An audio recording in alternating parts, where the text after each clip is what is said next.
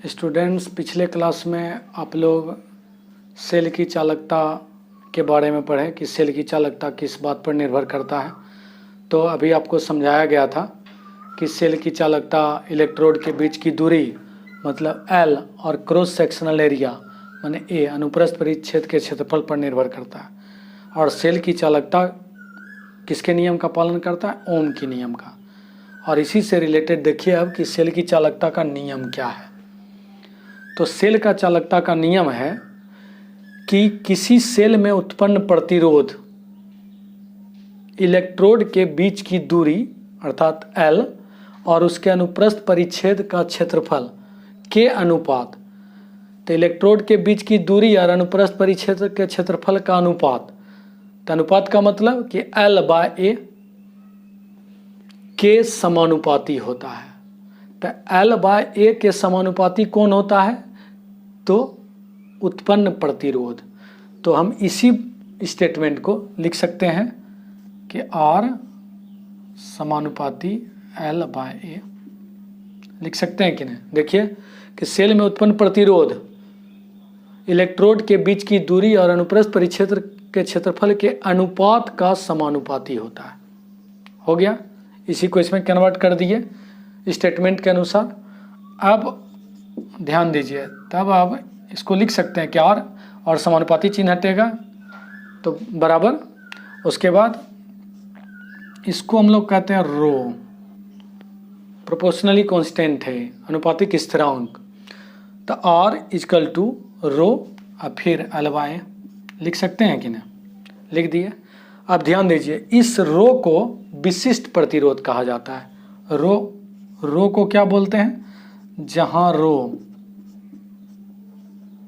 इसको पढ़िएगा रो, जहां रो विशिष्ट प्रतिरोध कहलाता है।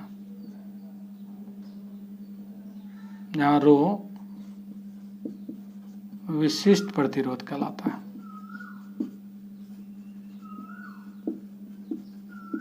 प्रतिरोध कहलाता है। लेकिन रो को पहले विशिष्ट प्रतिरोध कहा जाता था, लेकिन आजकल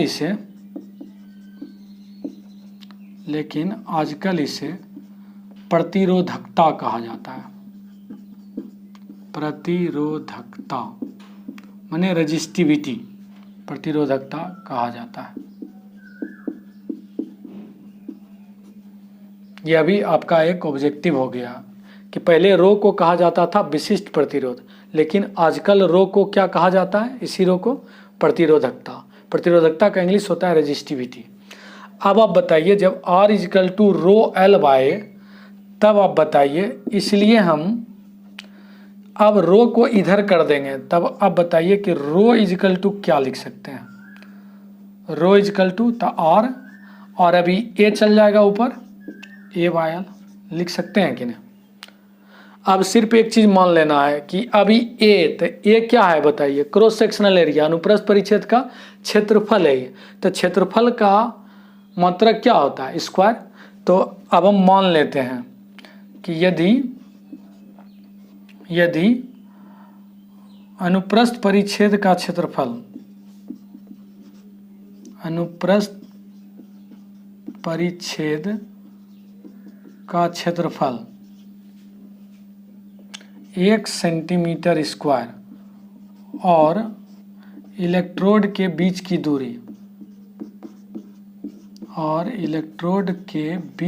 दूरी 1 सेंटीमीटर हो तो 1 सेंटीमीटर हो तो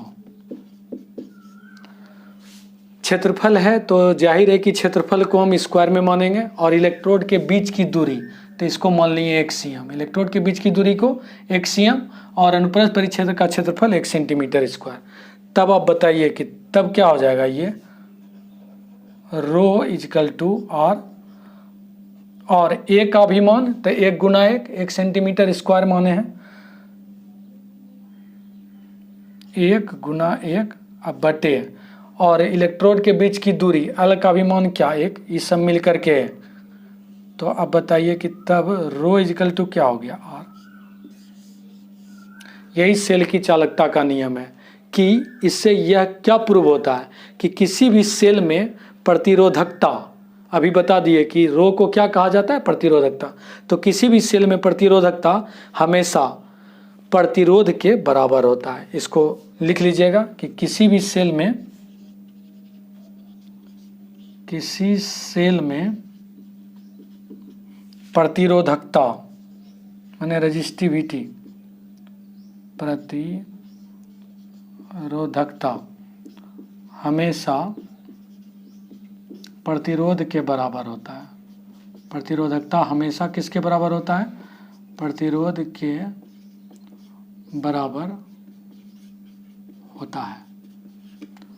यही आपको प्रूव करना है कि किसी भी सेल में प्रतिरोधकता माने रो, प्रतिरोधकता हमेशा प्रतिरोध के बराबर होता है, रो इजकल टू आर। अब सेल की चालकता तो यही हो गया कि जो बोला इलेक्ट्रोड प्रतिरोध हमेशा इलेक्ट्रोड और अनुप्रस्थ क्षेत्रफल के अनुपात के समानुपाती होता है, और एल को मान लिए 1 cm और एरिया को 1 cm स्क्वायर, और ये प्रूव हो जाता है कि रो इजकल टू आर। ठीक है, लेकिन अब सेल की चालकता का 3 नियम है, ये तीनों नियम को लिख ही लीजिए। सेल की चालकता का 3 नियम है। सेल की चालकता के नियम को कितने भाग में बांटा गया है, 3 नियम है। सेल की चालकता को, सेल की चालकता 3 प्रकार के होते हैं, 3 प्रकार के होते हैं। सेल की चालकता कितने प्रकार के होते हैं, 3 प्रकार के होते हैं। पहला होता है आपका विशिष्ट चालकता, विशिष्ट चालकता, specific conductance, SPECIFIC, specific conductance. दूसरा है आपका तुल्यांकी चालकता,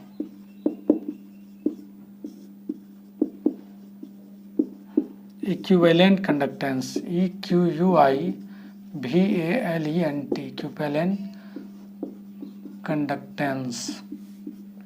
और तीसरा आपको पढ़ना है मोलर चालकता,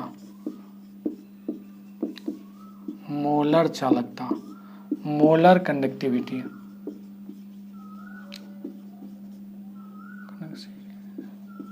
मोलर कंडक्टेंस।